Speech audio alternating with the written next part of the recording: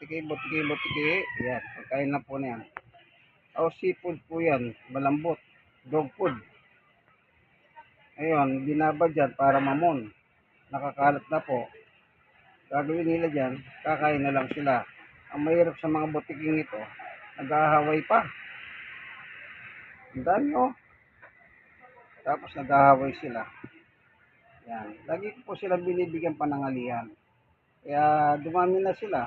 Kasi masarap yan. House po dyan eh. Pagkain ng aso. Hindi maniwa-iwa kung malilit. Parang mamon, malambot siya. Hindi na sila mahirapan ngumuya.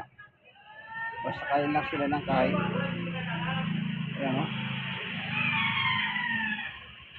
Marami na sila.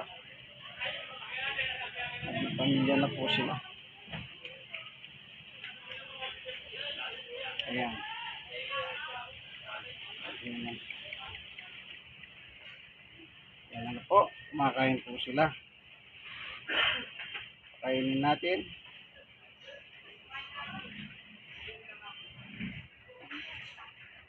Ayan. Yan o. Ganito na naman po. Ano, siguro nahiya sila. Pero yan, kakainin naman nila lahat yan. At least, nandyan lang ang pagkain nila ng yung mga Butikis family. Dito po sa amin, ano. Namanak ko sa tatay ko yan. Yung tatay ko ganyan din po, ano.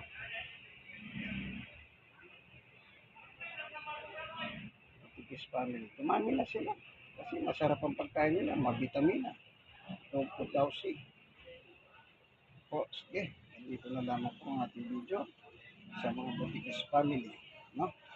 Dito sa Barantina namin. Okay?